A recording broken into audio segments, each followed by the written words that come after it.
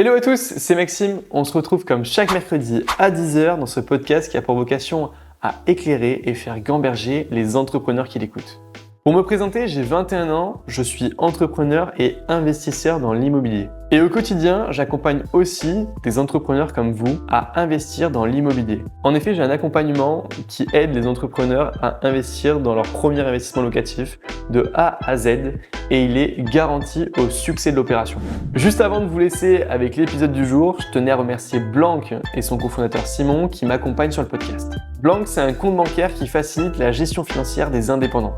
D'ailleurs, Simon est intervenu lors du 11e épisode du podcast que je vous invite évidemment à écouter après cet épisode et que vous pourrez retrouver sur toutes les plateformes d'écoute. Vous êtes aujourd'hui des dizaines d'auditeurs à avoir testé Blanc et à en être pleinement satisfait, à avoir une application qui vous aide sur votre gestion financière au quotidien et je vous remercie d'ailleurs pour les retours que vous nous avez faits. Pour tous ceux qui ne sont pas encore inscrits, je vous invite à consulter le site de Blanc, www.blanc.app. On se retrouve à la fin de l'épisode. Bon visionnage!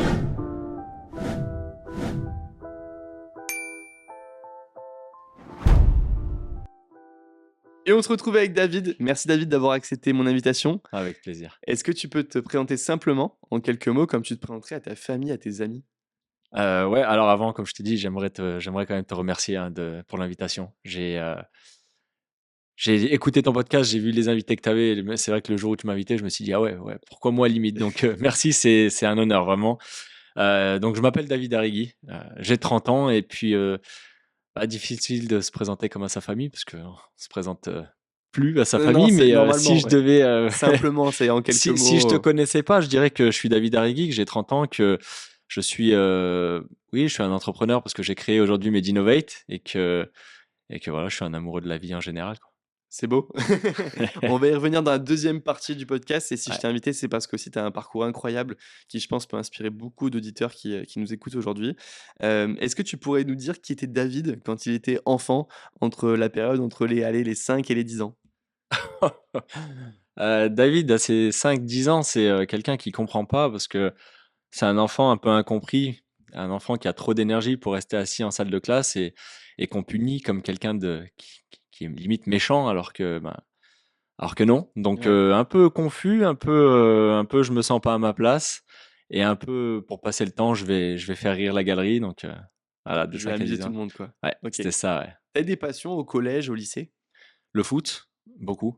Ouais, toute ma vie, je voulais jouer au foot. Ouais. Ok. C'est ce que je voulais faire. Avec l'ambition d'être joueur pro ou pas forcément Avec l'ambition d'être joueur pro, mais dans l'action, non, non, voilà, je voulais être pro quand j'étais sur le terrain. En dehors du terrain, je travaillais pas pour être pro, clairement. Ok. Donc, oui, ça aurait été beau, mais j'y croyais pas pour de vrai, tu vois. Ouais. Tu savais que c'était quand même difficile à atteindre et.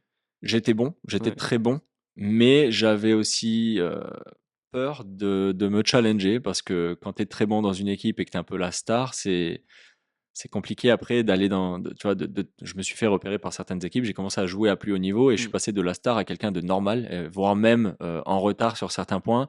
Et ça a fait un peu mal à mon ego, donc j'avais un peu peur voilà, de me Sor- prouver que j'étais peut-être pas à la hauteur. de sortir de ta zone de confort finalement et d'aller chercher plus de niveau, C'est etc. ça, Cette partie-là. c'est ça. Alors ça a beaucoup changé aujourd'hui, vraiment, Ouais. mais à l'époque, vraiment, ouais, c'était ça. Ouais. On va voir qu'est-ce qui a fait le déclic entre le moment où tu as eu du mal à te challenger et aujourd'hui où tu te challenges, tu as une rigueur de vie qui est assez impressionnante et c'est aussi pour ça que je voulais t'interviewer dans le podcast. Quel élève tu étais dans cette période aussi, collège, lycée? Est-ce que tu étais le premier de la classe ou plutôt au dernier rang? Alors Au milieu juste pour que ça passe? Alors collège, lycée, pas du tout. Ouais, En fait, je l'étais étant petit, j'avais énormément de facilité. Je pouvais apprendre les poésies en moins de 2 minutes. Mes parents me croyaient pas jusqu'à ce que je la récite. J'avais vraiment énormément de facilité. Je suis arrivé au CP en sachant lire, voilà, donc j'étais en avance, mais j'étais un peu perturbateur, donc on m'a pas permis, de sauter le CP comme ils voulaient le faire, par exemple. Mais arrivé au collège, non. Au collège, vu que les années avant le collège, j'ai arrêté d'écouter, forcément, il y a un moment où le travail rattrape le talent et du coup, j'étais plus du tout en avance et j'étais même en retard et donc ça a pas aidé avec le comportement du coup, donc non, je suis pas premier de la classe, je suis au fond, je fais des blagues, je fais rire la galerie, voilà, je fais des heures supplémentaires parce qu'on me colle mais j'en apprends pas plus pour autant, quoi. OK. Tu as ton brevet facilement, tu as une période classique? Alors non, non, j'ai pas le brevet. Non, j'arrive en 4e, on me déscolarise. Heu, c'est un peu une décision du collège qui me vire, mais aussi de moi-même qui voulais pas faire quoi que ce soit à l'école. J'étais un peu rebelle dans le sens où je refusais d'écouter les profs qui n'avaient en fait pas la vie que je voulais. Donc je refusais, catégoriquement leurs leçons. C'est quoi la vie que tu voulais à ce moment-là? Je savais pas, mais en tout cas pas la leur. J'étais un peu perdu parce que j'étais dans un environnement, qui ne me montrait pas autre chose, en fait. Donc pour, voilà, donner plus de détails, j'ai grandi dans une cité, dans une ZUP et j'étais dans un collège ZEP à l'époque, ça s'appelait ZEP, donc zone, éducative prioritaire et donc je savais pas ce que je voulais parce que je savais pas ce qui était possible, mais je savais ce que je voulais pas et j'ai toujours refusé d'avoir une vie faite de choses que je ne veux pas. Donc je suis sorti simplement de l'école quand j'ai eu l'âge de m'en sortir, enfin d'en sortir, jusqu'au jour où ma mère me disait: «Bah, si tu veux pas sortir de la maison aussi, il va falloir que tu trouves quelque chose» et donc là, j'ai repris, «des études» entre guillemets, quoi.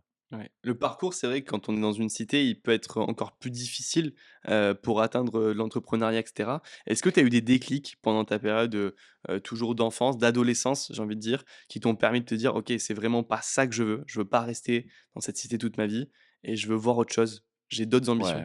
ouais. Alors il y a eu beaucoup de déclics, hein, vraiment je me suis jamais senti à ma place parce que quand je regardais autour de moi et je vais dire ça en toute humilité, hein, je sentais que j'étais pas fait pour ce milieu, j'avais plus de facilité. Déjà, je m'exprimais beaucoup mieux que mes amis, ça m'a valu d'être élu, délégué énormément, même sans me présenter parce que j'avais la faculté de pouvoir défendre mes amis, parce que je m'exprimais mieux qu'eux. Et puis je présentais bien dans un monde où, ben, moi j'étais un peu l'inverse du vilain petit canard en cité, tu vois? Je m'appelle David déjà et puis, je suis blanc, je suis de parents immigrés, mais de peau je suis blanc donc déjà, donc ça a été très dur pour me faire ma place au sein de cette cité. Par contre, en dehors de ça, j'étais, accepté facilement par les gens, ce qui était pas forcément le cas moi de mes amis, qui ne me ressemblent pas. Mais le déclic, en tout cas en ce qui concerne l'entrepreneuriat, ça a été, de ne pas accepter en fait qu'on me dise quoi faire, même quand je trouve ça injuste, même qu'on m'impose des règles que je trouve injustes et cetera. Donc je me suis dit: «Il va falloir rapidement que je fasse les miennes» et puis, bon après si tu veux qu'on parle de déclic un peu plus, spécifique, il y en a eu qui m'ont poussé à partir, mais c'est pas directement ce qui m'a poussé à entreprendre. OK, mais c'est quoi du coup? Qu'est-ce qui t'a, poussé à partir? Parce qu'on va le voir Hem, après, tu es parti aux États-Unis et cetera et c'est ça aussi qui t'a forgé j'imagine le caractère que tu as aujourd'hui. Mais qu'est-ce qui t'a poussé à arriver à en sortir? Je veux venir sur des choses où il y a des auditeurs aujourd'hui qui nous écoutent, qui sont peut-être dans ces mêmes difficultés-là, qui sont peut-être bloqués et qui, se permettent pas de rêver, de pouvoir ouais. sortir finalement de cette cité-là. Qu'est-ce qui toi t'a permis d'en sortir? Alors, et ben, écoute, en 2015, je perds un pote, j'allais dire un proche, mais c'était clairement l'un de mes meilleurs potes, qui s'est pris une balle, en fait, qui ne lui était pas destinée, pas directement en tout cas. Et là, je me suis dit: «Bon, c'est trop, je peux pas rester là». Ça aurait pu être moi directement, quand on parle de l'histoire, dans les détails, vraiment, j'aurais pu faire partie de celui qui enfin, j'aurais pu être celui qui prend la balle et c'est là où je me suis dit: «Mais quel gâchis, quoi, quel gâchis!» Si je serais parti à ce moment-là, qu'est-ce qu'on aurait dit de ma vie? Bah, pas grand-chose donc en fait, j'ai eu après, je me suis ouvert, des portes pour pouvoir partir aux États-Unis effectivement, mais c'était parce que je rêvais plus grand, mais c'est aussi parce que il y a pas grand-chose qui pouvait être pire que ma situation et souvent, c'est ce qui, je pense, retient les gens à partir, c'est l'idée que peut-être leur confort, ils l'auront plus et qu'il y a plein de choses difficiles qui vont leur arriver et moi, j'ai eu la chance qu'en fait, il y ait pas grand-chose de plus difficile qui puisse m'arriver donc peu importe où j'allais être dans le monde, peu importe la situation dans laquelle j'allais être, ça allait pas être pire donc voilà, c'est vraiment ce qui m'a C'est ça poussé. qui a fait ton déclic finalement et qui, Ouais. t'a permis de quitter. Est-ce que tu avais des inspirations, des gens qui te, montraient un peu le chemin, je sais pas, des proches à tes parents, des personnes où tu te disais: «J'ai envie d'être comme eux»? Non, non, non, justement, Zéro toute ma inspiration? vie, jusqu'à l'Amérique, justement, la seule chose que je voyais, c'était ce que je voulais pas être et ce que je ne voulais pas. C'est une source d'inspiration très forte parce que Bien en sûr. fait, la peur, ça peut pousser beaucoup plus que l'envie de On en tu parlera vois? dans le marketing un peu et dans la vente que tu Ouais, fais aujourd'hui, mais la ouais. peur, c'est une belle source de Ah motivation ouais, et ouais. pour closer quelqu'un aussi quoi Et donc moi, c'était clairement ça. C'est aussi ce qui m'a, prévenu, hein, c'est aussi ce qui m'a empêché de faire des grosses bêtises qui auraient pu m'emmener en prison ou quoi. C'est parce que je me disais: «Si tu gâches ton potentiel, tu vas le regretter toute ta vie» et la première personne qui allait témoigner de ce gâchis, ça allait être ma mère et j'ai jamais voulu la décevoir dans ce sens-là Donc je me suis toujours empêché de faire des choses, voilà, qui allaient, la décevoir, hem, même si mon départ aux États-Unis a été difficile pour elle.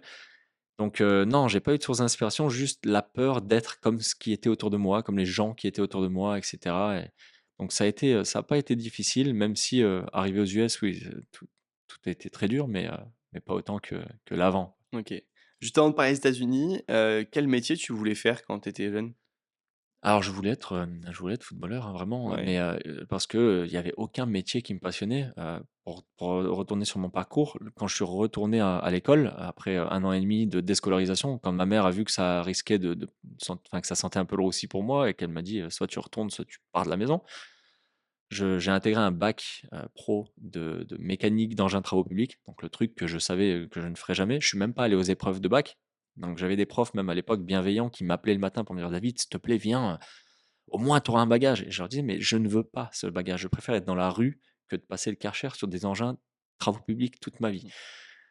Derrière, je me suis posé les bonnes questions, je me suis dit: «Bon, qu'est-ce que t'aimes? J'aimais le sport, donc je me suis lancé dans un cursus de sport, donc j'ai fait un BPGEPS où j'ai dû passer un concours pour entrer puisque j'avais pas de diplôme et donc là, j'ai été diplômé d'un diplôme de coach sportif OK, et j'ai commencé à faire quelque chose qui me plaisait un peu plus, effectivement. OK et ça, c'est juste avant, du coup, de partir aux États-Unis.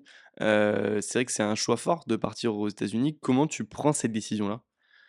Alors, bah, comme je t'ai dit, il y a le décès de mon ami qui m'a fait me dire: «Là, c'est sûr, on se casse», OK, mais bon, j'avais nulle part où aller et ouais, puis un jour donc, pour te donner l'histoire, je travaillais pour une salle de sport, donc il y a un entrepreneur qui a monté une salle de sport et c'était peut-être ma première source d'inspiration. Mais j'avais déjà, 22 ans, quoi. OK. Donc j'arrive dans cette salle de sport qui recrute, je suis le premier employé, il y a tout à monter et je suis avec un gars qui est peut-être 10 ans de plus vieux que moi, pas plus et là, il commence à me montrer la voie, par ses actions et donc moi, je suis poussé de cette inspiration et je négocie un partenariat avec le GF38 qui est le club professionnel de Grenoble et donc je commence à entraîner les féminines et donc cette équipe-là a recruté une américaine et dans son contrat, en fait, elle avait un appartement. Donc elle s'est dit: «C'est tout beau, je vais aller en France, tu vois? Tout est beau, tout est bien». Dans la réalité des choses, c'est que son appartement, en fait, il se trouve qu'il était dans la tour, qui était le point de deal de mon quartier, OK, enfin d'un quartier voisin vraiment, mais comme je jouais dans le club de foot qui réunit ces quartiers, je connaissais tout le monde là-bas et donc 1er entraînement, elle rentre chez elle vers 21 heures et là, elle voit 15 mecs devant l'entrée et donc elle sait pas quoi faire. Donc elle m'appelle. Elle me dit: «David, je peux pas rentrer chez moi, donc il faut que tu m'aides». Donc j'y suis allé, je l'ai présenté à mes potes en disant: «Les gars, c'est Rachel». Je sais pas s'il faut dire le nom, bon, on s'en fout. ouais. «Voici Rachel, elle va vivre ici les gars, faites en sorte qu'elle soit un peu à l'aise». Donc ils ont fait des choses assez sympas, ils ont cassé la porte de derrière de l'allée pour qu'elle puisse y rentrer, enfin bref. Et puis depuis, voilà, j'ai noué des liens avec Rachel et puis un jour elle m'invite en vacances 2 semaines aux États-Unis, donc je dis: «Go». Et bon, malheureusement pour elle, elle pensait qu'on allait bronzer sur la plage, mais moi j'y suis allé avec une pile de CV énorme. Je me suis dit: «C'est ma porte de sortie, quoi». Donc j'ai passé 2 semaines à donner des CV et je reçois un mail qui me dit: «David, on veut bien de vous, en tant que stagiaire. Ce sera un stage non rémunéré de 6 mois». Et là je me dis: «Ben go, go». Donc tu pars aux Donc États-Unis, je pars, ouais. pour un stage non rémunéré, donc tu allais vivre de quoi là-bas? J'avais bah, je savais pas au Ouais, moment où je partais, en fait, j'avais une polo, donc je l'ai revendue, 4 000 et quelques et puis, j'ai eu mon billet d'avion, donc je suis parti avec peut-être 3 000 € dans la poche. Rachel, au début, m'a proposé, enfin, ses parents m'ont hébergé un petit moment, donc ça m'a aidé. Quand je dis un petit moment, c'était même pas un mois, mais après, j'ai l'impression qu'on me demandait un peu autre chose, en retour de ma personne que je pouvais pas leur apporter, donc mmh, voilà, pour pas profiter de la situation, je me suis vite retrouvé à la rue, mais encore une fois, c'était même pas pire que l'avant, donc j'ai su rester là-bas et persévérer. Mais voilà, pour te donner plus de détails, je suis parti avec un visa touriste parce que même mes visas de stagiaire n'étaient pas acceptés parce que j'avais pas de bac, j'étais pas ouais. en cursus universitaire, donc j'ai vraiment dû le faire un peu à j'ai un peu dû contourner les règles et donc voilà, j'ai vendu ma polo, je suis arrivé là-bas et je me suis débrouillé, quoi. Comment ça se passe, l'installation aux États-Unis et les 1res activités? De quoi tu vis? Comment ça se passe? Alors c'est très compliqué parce que déjà je parle pas anglais. OK. Donc j'arrive et en fait tout le long je me répétais: «David, la vie va te payer, la vie te remboursera ça. Ce que tu es en train de le donner là, Mmh. on va te le rendre. N'aie pas peur, aie confiance». Donc je suis très, très enthousiaste quand je suis là-bas, j'ai le sourire tous les jours et en fait, au début, ce que je fais, c'est que je suis en stage non rémunéré en tant que préparateur physique. Je suis dans un lycée, j'entraîne des équipes de jeunes très vite, le bruit se fait entendre qu'il y a un Français, qui entraîne et cetera. Puis je suis tellement passionné par ce que je fais que je suis bon dans ce que je fais, même si je parle pas la langue. Donc très vite, j'ai des parents qui viennent me voir pour me dire: «Est-ce que sur les heures où mes enfants ne peuvent pas OK. s'entraîner, sur les summer camps, tout ça, est-ce que tu peux, voilà, créer un summer camp, pendant l'été pour les entraîner?» Et moi effectivement, bah, évidemment, je peux pas, j'ai pas de papier. Donc ce que je fais, je monte une entreprise, une LLC avec un ami et la LLC est à son nom et lui, en fait, il me sort de l'argent, de son argent perso et on fait rentrer l'argent comme ça dans la boîte et il me donne la moitié, quoi. Donc je vis de ça, au début. OK. Et après du coup? Et ben, après, alors il y a eu ça. 2 ans plus tard, donc je commençais à vendre des programmes un peu en ligne et cetera, mais Toujours dans le pareil, c'est sport? ouais, toujours au OK. sport et pour te dire honnêtement, c'était cash base, quoi. Je me faisais payer en cash. Je pouvais Mmh. pas, voilà, faire rentrer de l'argent Tu pouvais pas officiellement. déclarer, Exactement, OK. exactement. Mais voilà, j'ai pu commencer à faire de l'argent aux US 2 ans après seulement, OK. quand j'ai eu mes papiers et là, il s'est passé un truc de fou, dès que j'ai mes papiers, dès que j'obtiens ma mon visa de travail, je reçois un appel, vraiment le lendemain ou peut-être 2 jours après. Je reçois un appel: «Oui bonjour, c'est bien David?» «Oui, oui, c'est moi». David, je vous appelle parce que je me demande si vous cherchez du boulot». Je dis: «Bah, ouais, ouais, oui, oui, bien sûr Mmh. que je cherche du boulot, c'est dans quoi?» «Bah, écoute, je suis la directrice du Royal Oaks Country Club de Houston. Je cherche un personal trainer et quelqu'un qui peut m'épauler, donc un assistant manager. Est-ce que ça peut être dans vos cordes?» Je dis: «Bah, bien sûr que c'est dans mes Mmh. cordes», tu vois? Donc elle me dit: «Bah, écoute, viens lundi» et cetera et là, je lui dis: «Mais permettez-moi de vous demander, vous m'avez connu comment?» Elle me dit: «Ben, quand tu étais en stage il y a 2 ans, tu travaillais avec ma fille» et en fait, aujourd'hui, je lui ai dit que je cherchais quelqu'un. Elle m'a dit: «Je connais un profil qui peut correspondre et donc je t'appelle» et Comme quoi tout est lié, hein. Tout est, le fait s de travailler gratos finalement en stage, t'a permis d'avoir ce 1er job et du coup dans cette activité-là, c'est quoi tes missions exactement? alors donc j'arrive, je suis personal trainer, donc je Ouais. dois vendre mes services parce qu'en tant que personal trainer, je suis en 100 commission. OK. En auto-entreprise quoi? Ouais, c'est ça Ouais, et OK. puis, bon, c'est différent parce qu'en fait, non, c'est pas en auto-entreprise. Je suis un employé, mais OK. j'ai une partie commission 100. OK, donc tu as un fixe et un variable Voilà et mon sur, fixe, je suis payé 8 € de l'heure pour, me tenir debout à l'accueil toute la journée dans la salle de sport et en fait, je ouais. ne peux faire le training qu'en dehors de ces heures-là. Ah oui. Après, je peux déléguer l'accueil puisque j'ai une équipe de 10 personnes à ma charge, donc je fais les OK. plannings et voilà, je gère les plannings en fonction de mes trainings, mais voilà, j'ai un peu cette double casquette, mais clairement avec 8 € de l'heure, tu vis nulle Non. part, hein, Mmh. donc enfin nulle part, peut-être pas, mais pas en Amérique en tout cas. Donc il a fallu que je me mette à vendre et ça m'a aussi, introduit à la vente. OK et du coup, tu réalises tes premiers coachings dans cette Ouais. salle-là. Comment ça se passe? Tu es bien intégré dans ce groupe-là? Ah oui, oui, alors l'intégration très simple parce que je suis le Frenchie, donc tout de suite tout le monde welcome, welcome. Puis à ce moment-là, ça fait déjà 2 ans que je suis aux États-Unis, donc mon anglais est bon.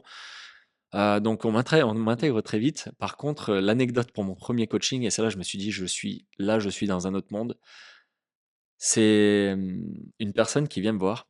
Donc imagine un homme américain, le white American de base, 1,95 m mais peut-être 150 kilos, clairement en surpoids, qui rentre, je l'ai jamais vu.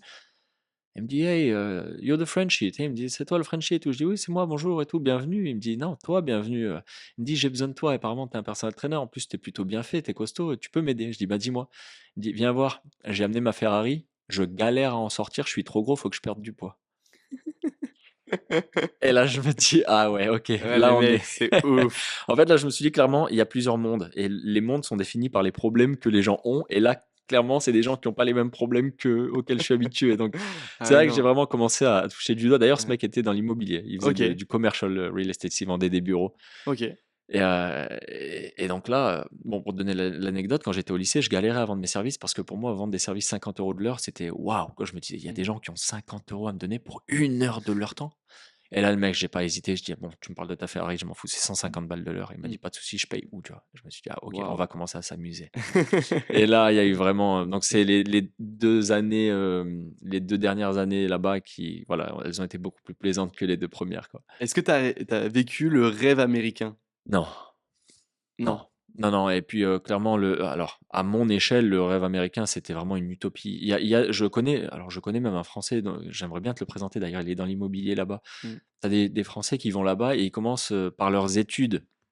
Donc en fait, ils sont assez bien lotis, tu vois? Ils vont en classe, ils rencontrent directement du monde, ils apprennent quelque chose, ils Ils ont ressortent du avec un réseau diplôme. directement, Voilà.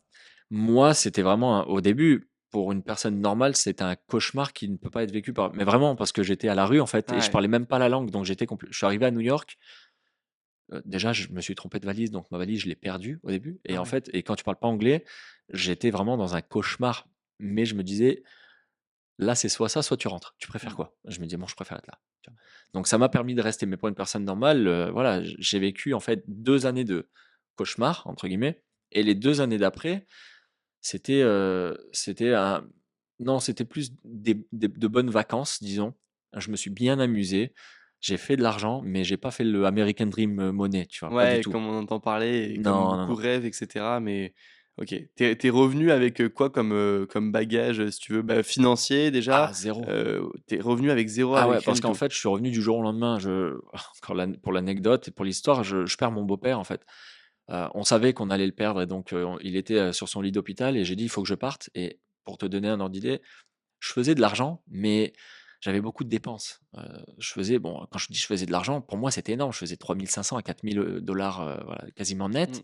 mais j'avais, 1 500 balles de loyer. Donc déjà, t'enlèves pas Ah mal ouais. de ouais, j'enlève pas mal de parce qu'il me fallait un confort. Ça faisait 2 ans que j'étais à la rue, il me Mmh. fallait un bon appartement, tu vois? Mmh. Donc c'est même ma sœur qui allait appeler tous mes potes, du quartier, dans un groupe Snapchat qu'on a et ils se sont cotisés pour que je puisse me payer mon billet de retour. Donc Ah vraiment, on en ouais. était là. Mmh. Et donc je rentre et donc je perds mon beau-père et je laisse tout, en fait, sur place. Je savais que c'était pas sûr que je revienne un jour aux Mmh. US. Donc j'avais une voiture, tu vois? Par exemple, je l'ai donnée au frère de mon pote qui venait d'avoir son permis.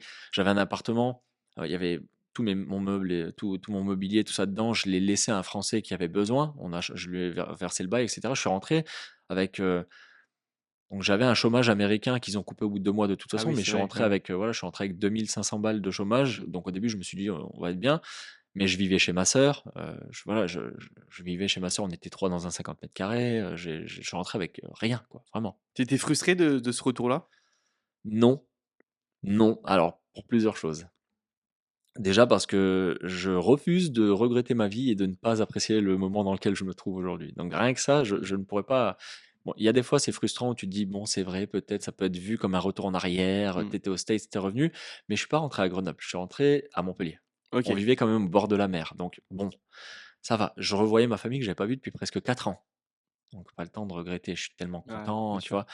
Il y a ça et puis je rentrais et je me disais déjà tout le monde m'a accueilli comme le messie au Mmh. quartier. Tu es celui qui a réussi à t'en sortir, qui est parti en Amérique et cetera, donc j'ai pas mal de choses à raconter et je suis rentré avec l'anglais, avec l'espagnol. Je suis rentré avec une expérience et ça, plus les compétences en vente que j'ai acquises, mes compétences pour m'adapter, ma persévérance, tu le monétises en un claquement de doigts et c'est d'ailleurs ce que j'ai fait donc non, Non, tu regrettes pas ah non, d'être rentré du tout. non. OK et du coup, tu rentres, tu pas de bagages non plus, finalement, en termes d'études. T'as pas, commencé à attaquer tes études, si ce Mmh. n'est du coup, tu avais fait un BPGEPS. Ouais. Du coup, qu'est-ce que tu fais en rentrant? Alors déjà, je me prends des vacances. OK. Je pars avec on perd mon beau-père donc avec ma sœur, on va se changer les idées, on part en Corse, pendant la Corse, j'ai reçu un mail qui me dit: «Bon, vous aurez plus de chômage du tout. On a coupé le chômage, c'est bon». Mmh.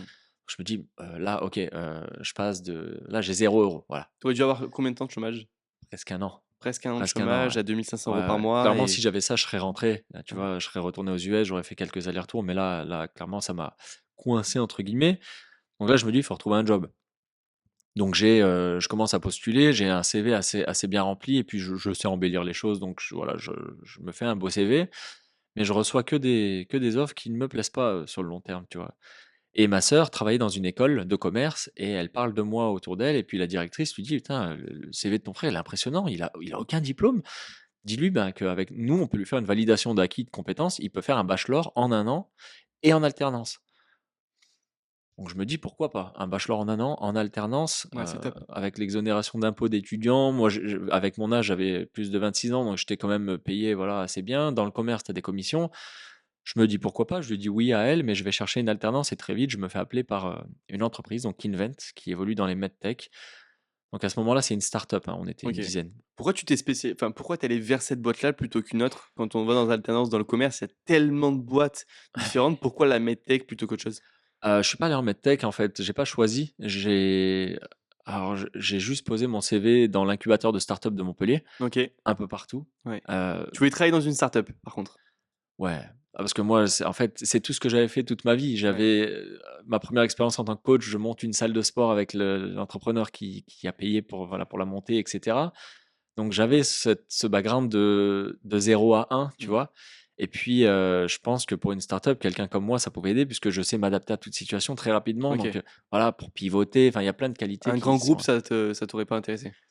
Non, non, parce que j'aime beaucoup, donner la voix, être un peu le leader de celui qui sera moteur, qui va faire plus et qui va amener, des choses nouvelles et je croyais pas en ça dans les grands groupes. OK. Donc, et puis c'est trop stable, c'est pas assez, enfin, avec tout le «chaos» entre guillemets que j'ai vécu, je pouvais pas avoir quelque chose de monotone où je fais mes heures et je rentre chez moi. Ouais. Il y a aucun but, il y a aucune Fallait mission. participer à un projet, le Voilà, monter de A à Z, c'est ça qui t'intéressait. ouais, Du coup, tu rentres chez Kinvent où, il y a 12 collaborateurs, au début. ouais. Tu acceptes, ce bachelor. Comment ça se passe chez Kinvent?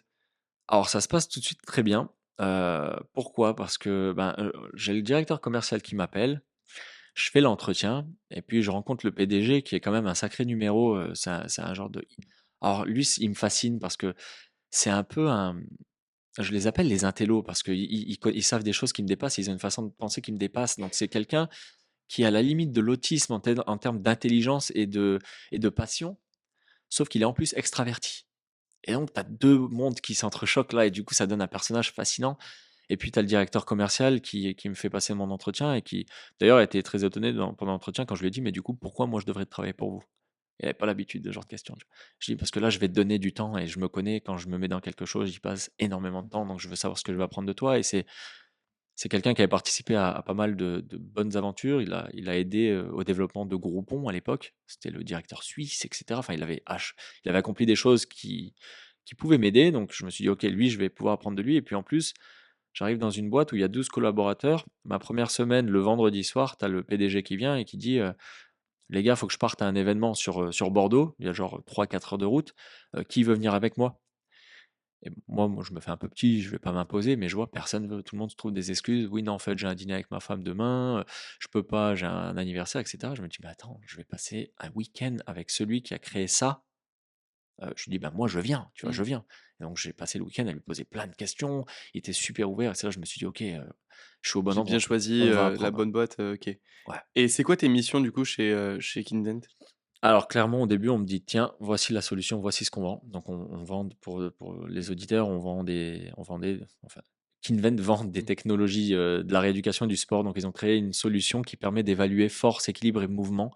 OK. C'est des appareils qui sont connectés à une application et moi je trouve ça fascinant parce que j'étais préparateur physique aux US et même aux US, on n'avait pas ce genre de choses, tu vois? Donc je me suis dit: «Waouh» et c'est quelque chose qui me parlait et on me dit: «Bah, tiens David, tu prends ta mallette et tu vas taper aux portes des kinés dans toute l'Occitanie, quoi». Donc voilà, tu prends ça et tu vas transformer ça en argent, clairement. Ouais, et ça marche bien, ça c'est quoi tes premiers résultats?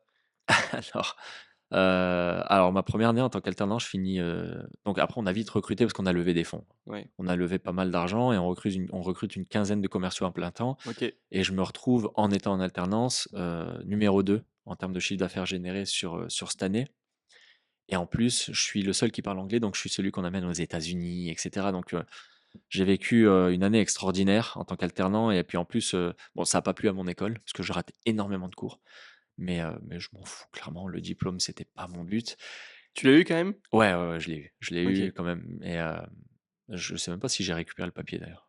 Bon bref, c'est une parenthèse, mais oui, moi mon diplôme c'était vraiment, c'était pas le but, mais voilà, j'ai vécu une année extraordinaire. On a pas mal voyagé. J'ai revu les États-Unis un an après, même pas être parti. J'ai pu apporter, une connaissance du terrain aussi américain et puis on me donne tout de suite des responsabilités, on me fait confiance et j'obtiens des résultats en plus, donc comme un poisson dans l'eau, vraiment. OK, et c'est quoi ton évolution chez Kinvent?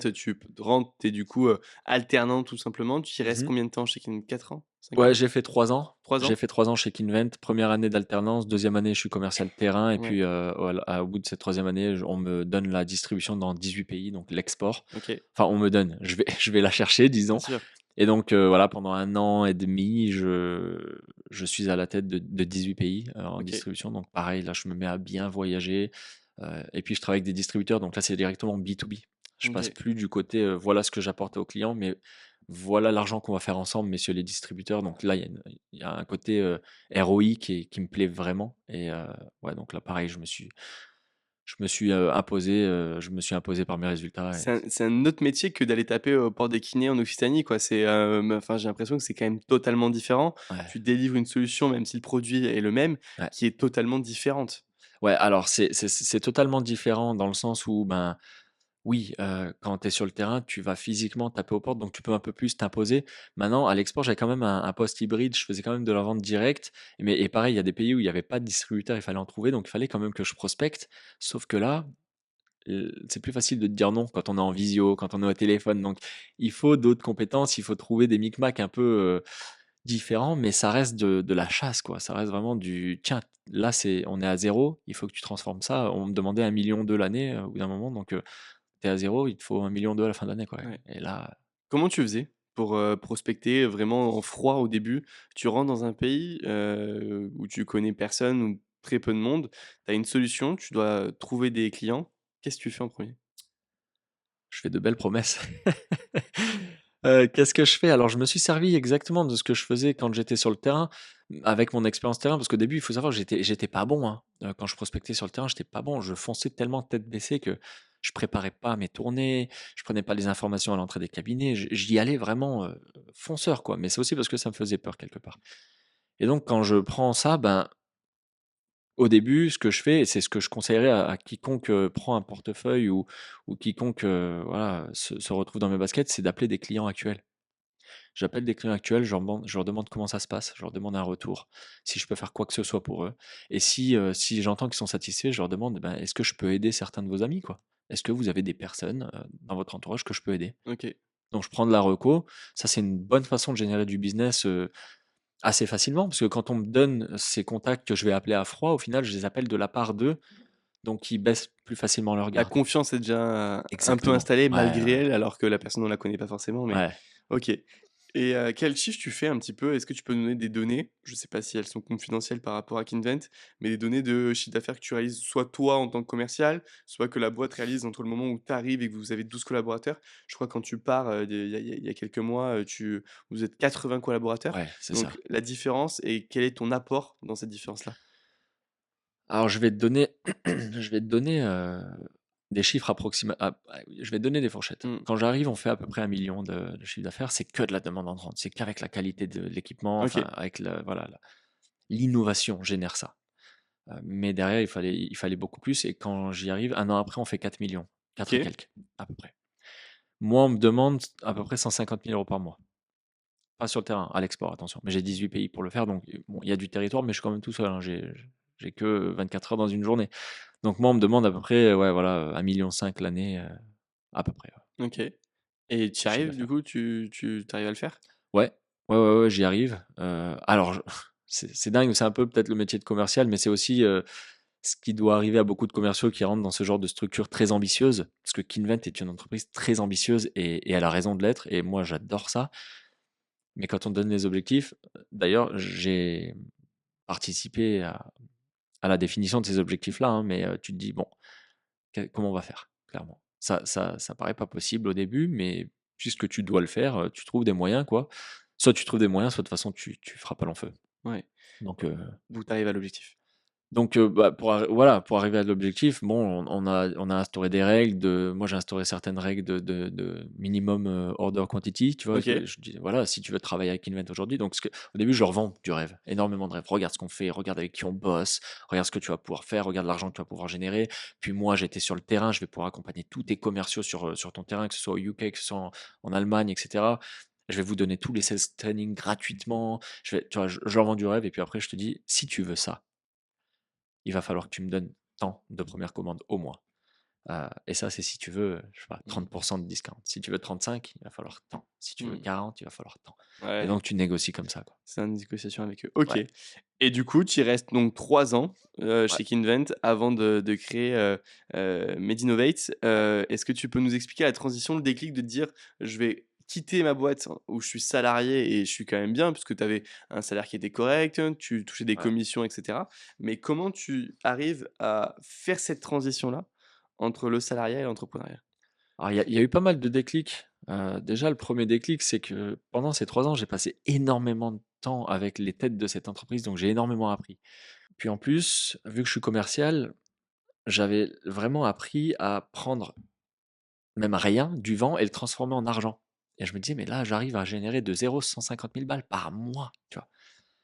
Et puis en plus, vu que j'ai tendance à être grande gueule, j'ai pas vraiment de filtre et je me sentais assez à l'aise pour dire les choses, surtout chez Kinven, puisque j'ai commencé avec les têtes de cette entreprise. Donc voilà, quand j'ai quelque chose à dire, je vais voir ces personnes-là et je leur dis entre 4 yeux: «Moi, les emails et tout, ça a jamais été ma façon de procéder». Donc j'amène des choses qui me déplaisent. Heu, pour donner un exemple précis, on monte une cellule SDR. Ils me prennent des rendez-vous. Les rendez-vous, je les trouve pas quali. Je fais des remontées. Ça change pas, ça change pas, ça change pas. Jusqu'au jour où je dis: «Bon, moi les SDR, vous m'oubliez.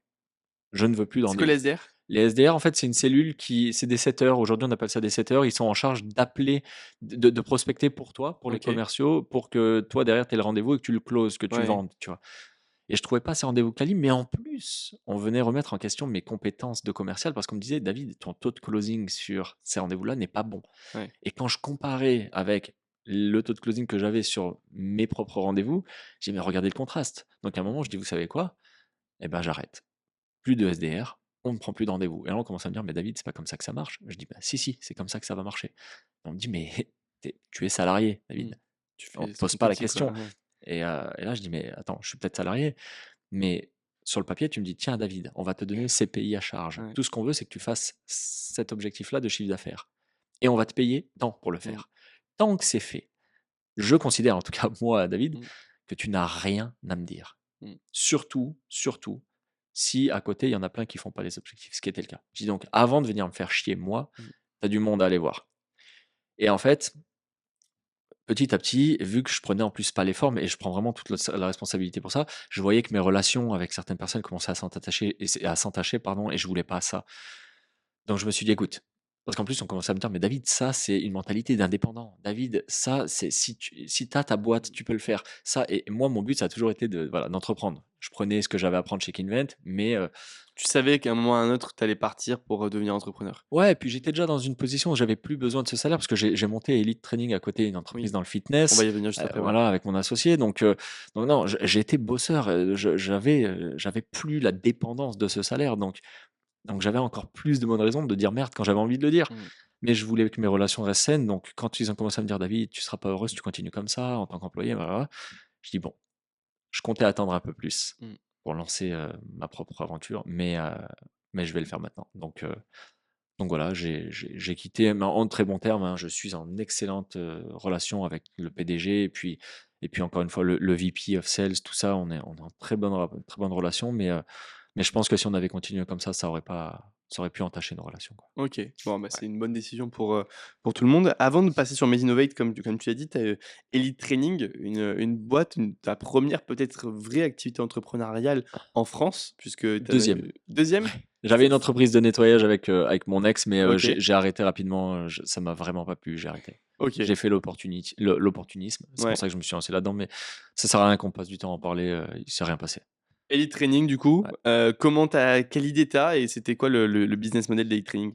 Alors, avec Elite Training, en fait, ça s'est passé aux 30 ans d'un très bon ami à moi, Teddy, avec qui j'ai fait, mon école de coach sportif. C'est un ami, que OK, je connaissais avant ça, hein. On a fait l'école ensemble et puis quand je suis rentré, en fait, je vois Teddy en tant qu'auto-entrepreneur, coach sportif indépendant, qui cartonne. Voilà, il a son planning est plein et on commence à parler de la situation du personal training en France et on voit qu'il y en a beaucoup qui galèrent et on se dit: «Quel système actuel il y a en place?» Et en fait, pour t'expliquer, aujourd'hui, il y a des entreprises qui vont recruter des coachs sportifs pour en tout cas, ils prétendent les former à la vente et ils les mettent à disposition de salles de sport partenaires. OK, La contrepartie, c'est que cette entreprise en question, elle va payer un loyer autour de 1 500 € à peu près à la salle pour avoir le droit d'y mettre ses coachs. OK. Et donc, pour elle se payer, elle va demander au coach entre 600 et 800 € par mois de loyer. Ce qui est énorme pour un Mmh. coach indépendant qui surtout, et c'est très important, ne sait pas vendre. Parce que les coachs, on leur apprend jamais la vente. Et donc, ça te fait un turnover de malade. Oui, il Ça reste fonctionne pour eux. quelques semaines, quelques mois dans la salle, ils se rendent C'est compte ça. qu'ils gagnent pas cet argent par rapport à ce qu'ils payent en loyer et cetera Et et ils ouais, repartent. exactement. Mais OK, en plus, l'entreprise en question qui ouais. fait cet intermédiaire, pour pouvoir être en bénéfice, il faut qu'elle mette 3, 4, voire 5 coachs minimum. Donc elle Ouais. empile en plus les coachs. Donc je dis à mon pote Teddy, écoute Teddy, si demain je te mets dans un pays où tu connais personne, dans une salle de sport où tu ne connais personne, en combien de temps tu te remplis le planning? Il me dit franchement donne-moi 90 jours, même pas. Je dis bah il serait peut-être temps que tu commences à enseigner ça aux gens. Tu Mmh. sais, il y a des gens qui arrivent pas et toi tu y arrives aussi facilement. Donc on dit bon bah il y a quelque chose. Sauf que on voulait vraiment disrupter ce qu'il y avait aujourd'hui les systèmes actuels. Donc on a dit tu sais quoi? Nous on va pas seulement prétendre leur apprendre la vente au coach. On va se rémunérer que si ils réussissent. C'est-à-dire au lieu de leur donner un loyer on va se rémunérer d'une commission sur chacune de leurs ventes. OK.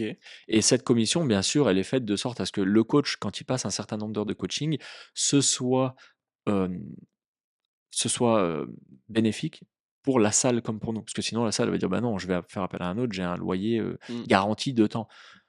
Donc encore une fois, il faut qu'on leur vende du rêve et qu'on mette un système en place qui fait que quand les coachs, succeedent, quand les coachs réussissent, et ben, nous aussi on réussit. Et que la salle gagne plus et qu'elle ait plus d'intérêt finalement Que les à loyers avoir fixes, voilà, ouais. OK Donc et déjà le turnover qui est réduit, c'est déjà un bénéfice, mais ça, c'est dur à leur expliquer, ils comprennent pas ouais, forcément. OK et ça marche ou pas? Finalement l'application de ce business model-là sur le terrain, comment ça fonctionne? Alors on trouve rapidement des salles, Ouais, très, très rapidement des salles. Alors pour te donner, dès qu'on a eu l'idée, j'ai appelé des salles, j'ai fait ce que je faisais chez ouais, Kinvent. On a eu nos premiers clients avant même d'avoir la société, donc OK. voilà, on est passé à l'action très, très rapidement. Mais honnêtement, sur la réussite des coachs, pas top. Je vais prendre la responsabilité en disant que peut-être c'est notre formation, Mmh, mais c'est difficile pour aujourd'hui, j'ai l'impression que les gens ont du mal à prendre des risques, à ouais, sortir vraiment de leur zone de confort, surtout les coachs parce que en fait, il faut savoir que et ça on me l'a dit quand j'étais à l'école mmh, de coach, c'est qu'un coach sportif, c'est très souvent un athlète qui a pas percé. mmh, Donc en fait, ce qu'il aime à la base, c'est faire du sport, c'est pas ouais, faire du sport c'est clair. et il y a beaucoup un côté image, donc on a très peur d'être vulnérable.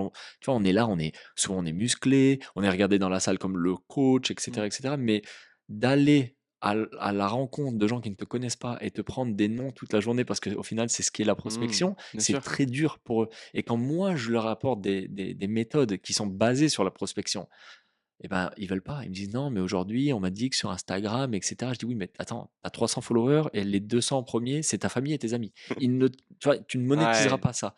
Par contre, tu as 1 500 adhérents d'une salle, sur les 1 500, tu en as 1 000 qui ne savent pas ce qu'ils font.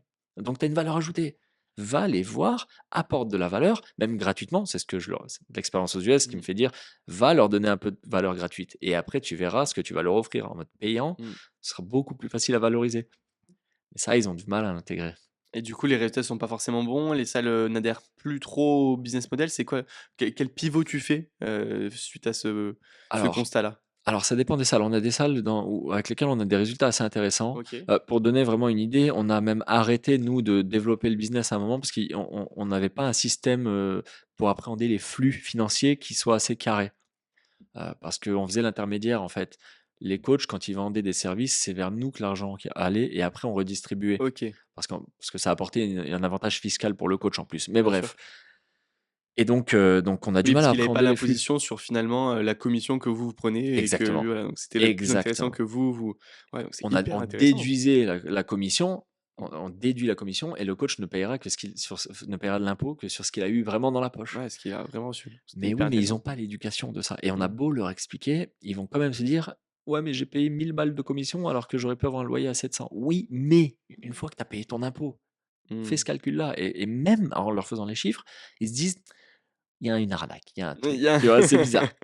Pourtant au début, ils adhèrent tous au projet ouais, parce que quand tu dis: «Pas de loyer», «Ah bon, pas de loyer?» Tu vois? Donc en fait, on a pivoté, c'est que sur certaines salles, on est repassé sur des loyers, OK, clairement. On est passé ouais. sur des loyers. Par contre, on en est fiers aussi parce que de toute façon, le service qu'on apporte au Mmh. coach, il est inégalé et je dis ça alors que, bon, pour donner une parenthèse, je vais sortir de Elite Training, Mmh. je vais laisser le bébé, mais aujourd'hui, il n'y a pas en France de formation qui soit à la hauteur de ce qu'apporte Elite et de ce que va apporter Teddy, en termes de, voilà, de formation. OK. Mais sur des salles, on est resté en commission parce que ça marche très bien et que les salles sont contentes. Aujourd'hui, il y a combien de coachs que vous accompagnez?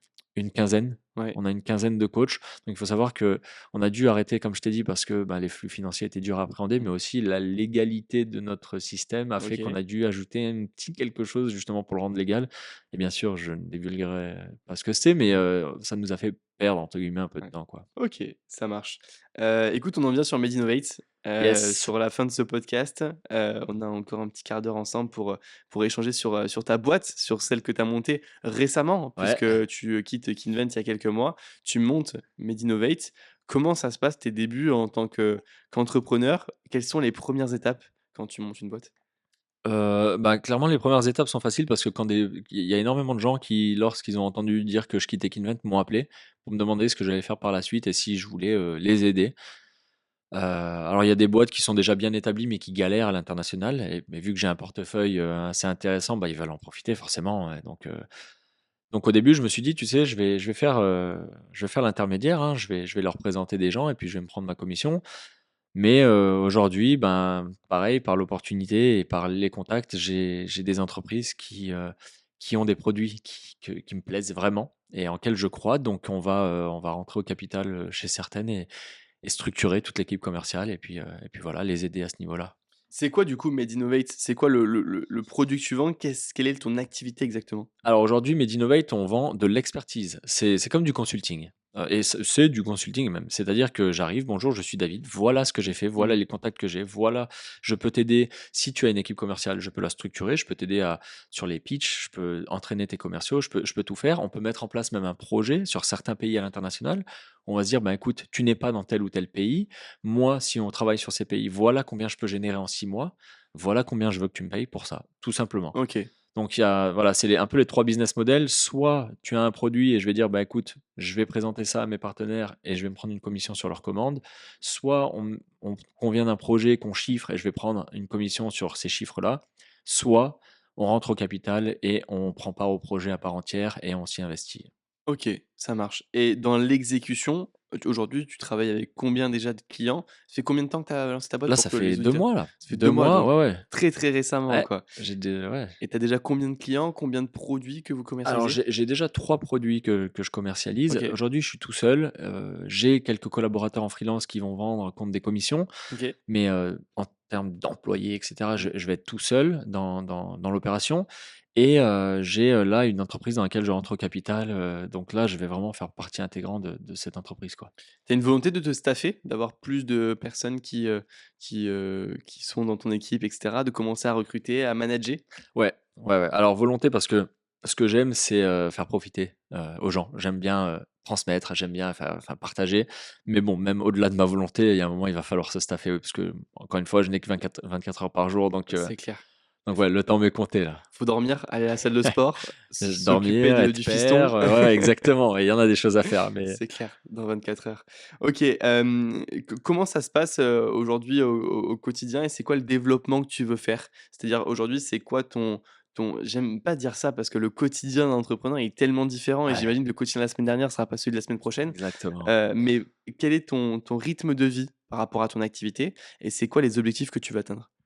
Rythme de vie, c'est quelle est ma routine, par exemple? Ouais, routine si tu veux, vas-y, allez, sur ça. Ouais? C'est plutôt, en fait, ton quotidien. Est-ce que tu passes plus de temps à prospecter, des clients et avoir un marché? Tu passes du temps à, vendre tes produits? Quel est ton Aujourd'hui, non, c'est pas je passe pas énormément de temps à prospecter. Alors, bon, il y a un temps qui est fait, qui est dédié à la prospection parce ouais, il me fallait des produits à vendre, mais là, j'en ai assez et j'ai pas envie d'en prendre trop parce que je veux me concentrer sur une poignée de produits en lesquels je crois. Le reste, c'est, monétiser le réseau que j'ai. En fait, j'appelle que des gens que je connais. Aujourd'hui, j'ai un réseau, que j'ai pas encore exploité au maximum. Donc j'ai encore beaucoup de travail à ce niveau-là. Donc voilà, pas énormément de prospection. Mais voilà, dans le quotidien, j'ai des blocs de travail, par exemple, le matin à 4 heures où je vais me mettre une chose sur laquelle je dois bosser OK. et ça va être: «Bon, bah, aujourd'hui, je vais appeler, je sais pas, 15 contacts, j'en ai, tant en Pologne, tant en Hongrie et cetera. Il faut que je leur vende tel ou tel produit, enfin celui qui va matcher le plus avec leurs clients, Mmh. leur clientèle cible, leur catalogue et cetera. Bon, après, il y a voilà, comme tu dis, il y a le sport, j'ai un enfant, j'ai des choses à faire et puis voilà, le réseau, ça me prend quand même pas mal de temps. C'est beaucoup de OK. rendez-vous, c'est beaucoup de Mmh. donc ouais. Et c'est quoi ton objectif? Est-ce que tu as un objectif chiffré avec Medinnovate ou pour le coup, c'est un objectif de volume, un objectif de liberté? Alors aujourd'hui, mon objectif, il était justement d'atteindre, l'étape, de rémunération qui est de rentrer au capital. Je voulais trouver une OK. entreprise pour laquelle je vais rentrer au capital parce que et là, c'est ce qui me plaît dans l'entreprise dans laquelle je vais entrer, c'est qu'il y a tout à faire. Il y a un PDG, des développeurs qui ont créé leur innovation, mais il y a personne pour la vendre. C'est OK. ce que je voulais. Je voulais être celui qui vient mettre en place une stratégie, qui vient structurer une équipe commerciale, qui vient apporter tout ce qu'il a apporté pour que ce produit se vende et qu'on en récolte les fruits. Hem, Donc finalement, tu t'associes ouais, à un projet là, quand tu prends des parts, exactement. de capital. Ouais. Comment tu as choisi ce projet-là? Comment le feeling est venu avec le PDG, avec toute l'équipe pour, dire: «Ben, OK, ils font confiance en David» et toi tu fais confiance, dans le projet? Ça, c'est un ami à moi que j'ai fait entrer chez Kinvent d'ailleurs, un OK. commercial qui cartonne, hein, c'est une parenthèse, mais il cartonne bien. Il m'a présenté ce gars, Mmh. heu, donc il me l'a présenté, il m'a dit: «Regarde, appelle-le, il a un produit qui est super intéressant». On s'est vu, on a eu un rendez-vous. Au début, je lui ai proposé donc un projet sur 6 mois, mais il pouvait pas, s'offrir mes tarifs et moi je pouvais pas travailler avec lui, sur un autre Mmh. système de rémunération malheureusement. Bah, pas malheureusement du coup, parce que je lui ai dit: «Bon, tu sais quoi? Ton produit, j'y crois, je veux qu'on bosse ensemble. Voilà ce qu'on va faire ensemble. Voilà ce que je vais t'apporter. Voilà comment je vais faire les choses et pour ça, je veux tant de pourcents de ta boîte. Je veux que ta boîte devienne la mienne aussi et que ton projet devienne le nôtre».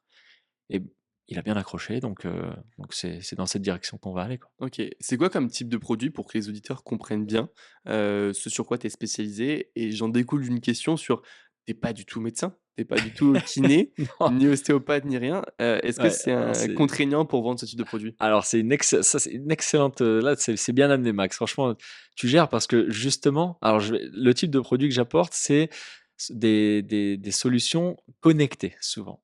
Là, le produit en question, c'est quelque chose que tu attaches à ta chaussure, tu vas courir et il te dit tout sur ta course. Il t'analyse ta course, quel muscle a pris quel muscle était, dominant dans ta façon de courir? Quels sont les points rouges à faire attention? Est-ce qu'il y a pas des risques de blessures via des déséquilibres, des trucs comme ça? C'est souvent lié à la data, sur des choses qu'on ne peut pas évaluer avec la main et avec les méthodes traditionnelles. Et justement, je ne suis pas médecin. Par contre, je vends, des choses souvent qui sont dans la rééducation et le sport. Rappelle-toi, j'ai un passé de préparateur physique, Bien coach sûr. coach personnel, donc j'ai quand même un background qui fait que je connecte bien avec la clientèle cible. Mais en plus, les personnes qui créent ces dispositifs, c'est des intellos. C'est des mecs qui ne voient que le produit, c'est des musts. Ils vont te parler en termes de fonctionnalité, ils vont Mmh. te parler en termes de fréquence d'acquisition, de data, de trucs qu'un mec lambda ne va pas comprendre, qu'un kiné, qu'un préparateur physique va pas comprendre. Alors que moi, ce que je vois, c'est quel problème ça va résoudre. Et c'est là que j'entre en jeu et c'est là que j'apporte de la valeur parce que quand on vend de l'innovation, on est trop concentré sur l'innovation. Alors qu'une innovation, c'est bien que parce que ça résout des problèmes, soit qui n'ont jamais été résolus, soit qui ont été déjà résolus, mais pas de manière optimale. Tu vois. Et il faut savoir l'expliquer aux clients, il faut savoir parler leur langue. Et là, c'est là que j'entre en jeu et que j'apporte une vraie valeur. Tu Et vois. finalement, c'est peut-être même mieux que d'être médecin et et d'avoir toutes ces C'est compétences-là, carrément mieux. puisque tu parlerais comme un vieux médecin ou avec un vocabulaire qui ne serait pas adapté et qui te permettrait pas forcément de vendre. Donc c'est peut-être même un Exactement. avantage de ne pas être médecin dans ce cas-là. Mais même, tu vois, il y a parfois où même on se trompe dans ces entreprises-là, on va recruter des anciens kinés. Alors ça peut être bien, hein, mais l'ancien kiné qui va aller voir le kiné pour lui vendre un truc, il va dire: «Cher confrère, Oui. voilà ce que je vous apporte». Mais il aura peur de lui vendre. Pourquoi? Parce qu'il sait que les kinés et les personnes en général n'aiment pas les vendeurs. Il faut en fait un vendeur qui aille, blunt, tu vois, qui aille, tête baissée et qui dise: «Non, je vais te vendre un truc». Mais je vais aussi t'expliquer pourquoi ça, c'est trop bien et que ça va te changer la vie, parce que j'ai des compétences, parce que je connais ton métier, je sais ce que tu traverses au quotidien. Ça va te rapporter plus Mais d'argent, ça va te permettre de faire plus de chiffres. exactement, Enfin bref, c'est gagner du toujours temps, et pareil, cetera, et cetera. Ça dépend des produits. ouais. Mais en tout cas, il faut quelqu'un qui vienne en premier lieu pour te vendre, pas te présenter, tu vois? C'est pour ça, il y a plein d'entreprises qui ont recruté des commerciaux, c'est pas des commerciaux, c'est juste des brochures ambulantes. Ils viennent présenter des produits. Pas du tout. Mec, Des moi je viens brochures ambulantes. moi je les appelle comme ça parce que malheureusement, c'est des C'est clair. présentateurs de produits. Ouais, Non, moi je suis là pour te vendre un truc. ouais. Par contre, je vais avoir aucune honte de te le vendre parce que je ne vends que ce en quoi je crois. Et j'y crois parce que je m'y connais assez pour savoir que ça va te changer la vie. Ouais, Donc mec, je vais te changer la vie, en contrepartie, tu vas me donner ton argent. ouais. C'est un peu le deal. J'apporte un service quoi, plus que Exactement, je vends ma exactement. solution. OK, si on en vient un petit peu sur, maintenant, ta communication sur les réseaux sociaux. Tu t'es lancé aussi, assez récemment du coup sur les réseaux, Ouais. à faire de la communication, quasi journalière ou journalière, hein, si je me trompe pas? J'essaye en tout cas, ouais. Ouais Ouais, ouais. et c'est je trouve, assez sympa tes vidéos et cetera et j'invite Merci. les auditeurs après le podcast là sur la fin à aller voir ça en tout cas sur les réseaux. Pourquoi? Dans quel objectif tu te lances sur les réseaux sociaux? Dans quel objectif tu communiques? Alors que potentiellement que ta cible, par rapport à ton activité n'est pas sur les réseaux sociaux, ne voit pas tes vidéos sur Instagram? Ouais. Alors vraiment ma première expérience avec la caméra et les réseaux sociaux, c'était quand j'étais en Amérique. OK. J'avais créé une chaîne YouTube qui s'appelait, «L'école des sans diplôme» et mon but, c'était de montrer au monde: «Regardez en Amérique comment les gens pensent». Donc je faisais des interviews dans la rue où je demandais: «Quel est vos objectifs sur 3 à 5 ans?» et cetera. Le truc, c'est que je devais tout traduire du français à l'anglais. On n'avait pas trop les IA aujourd'hui qui te le font automatiquement, donc ça me prenait un temps fou et moi aussi, j'étais dans une phase de construction, donc j'avais pas le temps. Donc j'ai arrêté le projet, mais ce que j'aime à travers les réseaux sociaux, c'est qu'en fait, c'est un levier qui va me permettre de montrer au monde: «Regarde ce que j'apprends, regarde ce que je fais, c'est génial, tu peux le faire aussi». Et en fait, c'est parce qu'en fait, je parlais avec beaucoup de gens de mon expérience, de ce que j'ai traversé ou ce que j'ai fait, tu vois? L'Amérique et cetera, les aventures entrepreneuriales, tout ça et puis on ces gens-là ont toujours des pas des excuses, mais: «Oui, mais c'est parce que toi, ci et ça». Et moi, je suis, convaincu que la seule chose que j'ai eue, c'est un peu de courage. Le reste, c'était de l'adaptation, de survie que tout humain, à mon avis, a à une échelle, voilà, différente pour chacun. Donc en fait, mon but, c'est de transmettre. Regardez les gars, vous pouvez vous aussi faire ça, ça et ça, et je vais vous l'apprendre. C'est très simple. Et en fait, mon but, c'est vraiment de vulgariser ce que j'apprends, de montrer que c'est accessible, de donner, en tout cas, de faire croire aux gens, ou en tout cas qu'ils soient convaincus que eux aussi puissent le faire, de leur donner un peu de force, tu vois, de les inspirer aussi peut-être. Donc là, mon but, c'est vraiment de construire une communauté autour de ça, du business, de la vente et du lifestyle, tu vois, d'un mode de vie pour dire, ben, tout le monde peut le faire, quoi. Mmh. Et Combien ça te prend par semaine, de communiquer sur les réseaux sociaux, de monter ces vidéos et cetera? Tu te fais accompagner ou tu montes tout seul? non, je monte tout seul, c'est très simple, je fais beaucoup de one shot, c'est du format, short pour la Ouais, plupart et puis, soit je fais du short et ça, je prends une demi-journée par semaine pour avoir, à peu 4-5 vidéos, donc OK. ça me fait une semaine de contenu. Le reste, c'est de la story, donc tu vois, tu es dans ta voiture, petit selfie, ça prend 2 secondes. Oui. Je fais aussi quelques, value assets, donc là, c'est plus formation où je vais te donner de la valeur pendant 45 minutes à 1 heure et demie sur un sujet précis. Ça va me prendre peut-être une petite heure pour faire mon PowerPoint, pour, voilà, donner un visuel à mes idées, mais derrière, c'est du one shot, sans cut parce que de toute façon, bah, je ne parle que de choses que je maîtrise, Mmh. donc j'ai pas C'est besoin assez forcément de faire simple, énormément ouais. de montage, ouais. OK, ça marche Donc ça et prend, ouais, on va dire peut-être 4 heures par semaine, 4-5 heures. 4-5 heures par Ouais. semaine, donc c'est quand même, allez, un dixième de ton temps, par rapport à ta semaine classique si on prend une semaine Ouais, d'employé. ouais, exactement ce que j'allais dire. Mais, en gros, c'est quand même prendre du temps, donc c'est Ouais. avec quel objectif derrière? C'est quoi ton but avec les réseaux sociaux? Alors honnêtement, c'est ma façon pour l'instant en tout cas, c'est ma façon de donner au monde, voilà, de donner quoi. Je suis Alors avec ce qui s'est passé aux US encore plus et on n'est vraiment pas entré dans le détail, mais pour moi, je suis convaincu que quand tu donnes, on te rend. Un jour, et un de mes clients aux États-Unis qui m'a dit: «David, c'est simple, si tu sais pas quoi faire de ta vie pour devenir riche, fais en sorte qu'il y ait assez de gens qui obtiennent grâce à toi ce dont ils ont besoin et tu verras, tu auras pas à t'inquiéter pour toi». Mmh. Et j'y crois vraiment, donc j'essaye d'appliquer ça. Je dis pas que je monétiserai jamais cette communauté parce que aujourd'hui les réseaux sociaux, c'est un levier puissant, heu, pour monétiser. C'est clair. Et Mmh. comme ce qui me plaît, bah, c'est de la formation, donc aujourd'hui, j'imagine que c'est la direction que je prendrai et qu'en plus, bah, malheureusement, l'humain tente à valoriser plus ce pourquoi il paye que ce pourquoi il paye pas. Mmh.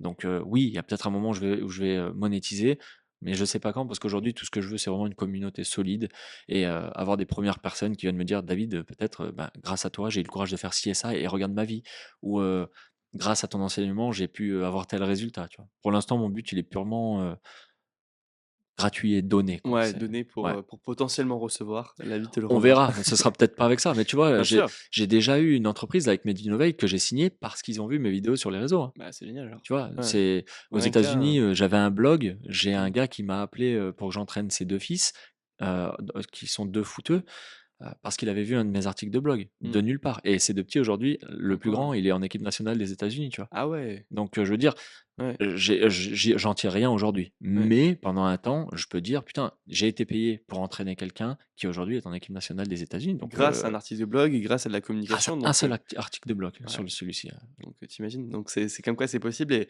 en fait, il y a que ah quand on ouais. fait pas qu'on n'a pas de résultat Mmh. et quand on fait, évidemment que même si le résultat il est infime et c'est une petite un petit détail, une petite opportunité, bah, ça permet d'avoir, tellement de choses. Je vais te prendre l'exemple, moi, pour parler du podcast, le podcast qui est sorti la semaine dernière avec Eric Weiss. C'est un podcast d'un marchand de biens, le président de la Fédération des marchands de biens de France. Et j'ai une personne qui nous a contacté suite au podcast et qui m'a dit ouais, tu parles des solutions de financement et tout, ça m'intéresse. J'ai une opération sur Poitiers, je dois réitérer dans 15 jours. Par contre, j'ai pas de financement, j'ai que des refus. Et il me dit comment je fais. Je lui dis mais écoute, montre-moi ton opération, etc. Et il a trouvé une pépite, c'est-à-dire que j'ai jamais fait une opération comme ça, aussi rentable que lui. Ah ouais. Il a eu juste pas l'argent pour le financer. Je lui dis bah go, je la fais moi. Et derrière, tu me feras une facture de commission d'apporteur d'affaires et on s'est arrangé comme ça. Il m'a dit bah go, bah moi déjà je perds pas, lui il perd pas ses 10%, etc. Donc il perd pas d'argent. Il en gagne et moi j'ai une opération qui est archi rentable. Juste grâce à un podcast, l'opération il y a 80 000 € de marge. Ah T'imagines? ouais. C'est le podcast le plus Ah rentable mais que j'ai fait de ma vie. C'est 2 heures, c'est de la communication comme ça et c'est génial et je vais même aller à Poitiers du coup parce que l'opération est à Poitiers la semaine prochaine alors que j'avais pas du tout prévu d'aller à Poitiers, enfin c'était pas dans le programme mais je vais m'organiser pour y aller et faire l'opération. tu t'es fait un ami même Oh, peut-être, tu vois? mais Et c'est ce clair gars, et peut-être même un futur associé, peut-être il exactement, va la prochaine m'envoyer fois qu'il plein a une d'OP, affaire, mec, il pense à toi, hein, c'est je te dis, je l'ai sauvé d'une belle merde parce que je pense qu'il aurait été dans la galère. Si c'était pas moi, peut-être que ça aurait été quelqu'un d'autre. Mais à ce moment-là, il a écouté le podcast, il a adhéré avec mes idées, il s'est dit: «OK, je lui fais confiance, je lui envoie un mail». Franchement, dans la situation actuelle, j'aurais peut-être pas répondu à ces mails-là parce qu'on est beaucoup occupés. Je me dis: «Putain, le mec, il est vraiment dans la galère, faut que je l'aide» ouais. et moi, j'ai un intérêt financier derrière. Donc évidemment, allez go, ça part et ouais, il faudrait que j'envoie un petit message à Eric pour d'ailleurs lui dire mais comme quoi, voilà, communiquer, faire, ça apporte que des choses positives par la suite, donc c'est sûr Ah qu'il ouais. faut le faire. On arrive sur la fin du podcast. J'ai 2 dernières questions à te poser, David, avant de te lâcher pour aller manger tranquille. La première, c'est est-ce que tu aurais un conseil à donner à un entrepreneur qui nous écoute aujourd'hui? C'est la fameuse question de fin que je Ouais. pose à chaque fois, à chaque invité. Un conseil qui, toi, t'a impacté dans ton aventure entrepreneuriale ou pas, dans ta vie Ouais, personnelle? Un conseil qui vraiment, t'est personnel à toi? ouais. Alors ce sera peut-être pour les entrepreneurs et les aspirants entrepreneurs, il faut que tu saches t'entourer, il faut que bien sûr que tu aies des mentors qui te donnent des conseils. Donc il faut que tu reçoives des conseils de personnes et c'est là le conseil, c'est que n'accepte des conseils que de 2 types de personnes. Soit de personnes qui ont la vie que tu veux, soit de personnes qui sont sur le chemin qui mène à la vie que tu veux. Tout le reste, tu n'écoutes pas. Même si parfois ce sont des bons conseils, hein, mais Bien sûr. n'implémente pas les conseils dans tes entreprises. Du coup, n'implémente pas des conseils qui vont impacter ta vie directement, qui viendraient de gens qui n'ont pas ta vie ou qui ne sont pas sur le chemin qui mène à ta vie, donc qui ne comprennent pas ce que demande Mmh. cette aventure et ce que demande ce chemin qui mène à tes objectifs. Donc fais très attention de qui tu prends les conseils, même de Ouais. moi, tu vois? Parce que moi, je donne des conseils par définition. Bien sûr, Mais si j'ai pas évidemment. la vie que tu veux ou si je suis pas sur le chemin qui mène à Ouais. à la vie que tu veux, swipe et va écouter quelqu'un d'autre. Ouais, non, mais c'est un bon, tu vois, c'est un bon conseil pour le coup, parce que c'est vrai qu'on a l'habitude d'écouter des fois même des proches à nous qui Ouais, sont pas du tout dans cet aspect-là business, entrepreneuriat et qui vivent pas ça au quotidien et qui peuvent renvoyer leur peur par les conseils qu'ils donnent ouais, et finalement, bah, freiner ça et donc je le vois beaucoup même, tu vois, avec mes parents et cetera, qui sont parfois de très bons conseils et parfois qui sont totalement dans la tête dans le guidon et qui voient pas ce que je fais mmh, exactement et qui ne permettent pas d'avoir des conseils qui soient justes dans la situation actuelle. Donc il faut pondérer un petit peu, tous ces ouais. conseils-là. Mais merci beaucoup en tout cas pour ce conseil-là. Où est-ce qu'on peut te contacter si on veut échanger avec toi, sur, l'ensemble des sujets qu'on a évoqués dans le podcast? Et ben, mon Instagram, david.arrighi, A2RIGHI, c'est là où je partage le contenu dont on a parlé et c'est là-dessus que je suis le plus souvent s'il faut m'écrire directement en privé. Profitez-en, d'ailleurs, j'ai pas, une audience, élevée assez pour que ce soit quelqu'un d'autre qui vous répondre. Ouais. Ce sera moi directement et puis j'ai récemment créé un groupe privé parce que en fait, les réseaux, ça me fait peur dans le sens où je considère qu'il y a beaucoup de mascarade, il y a beaucoup de mauvais contenu et j'ai pas envie d'être assimilé à ça ou de tomber là-dedans. Donc en fait, je vais partager sur mon Instagram les vidéos où je vais partager du contenu, je vais partager de l'information et de la valeur. Mais là où je vais donner un peu plus de valeur et je vais poster plus des choses à la volée quand j'apprends des choses cool ou que je veux partager quelque chose, ça se trouvera sur un Telegram, mais là, il faut me le demander via le Instagram de toute façon. Donc Instagram, david.arrighi.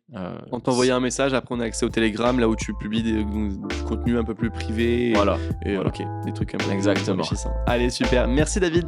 Merci à toi, Max. J'espère que l'interview vous a plu. N'hésitez pas à vous abonner à la chaîne YouTube, à partager, à commenter. Et on se retrouve mercredi prochain à 10h pour un nouvel épisode.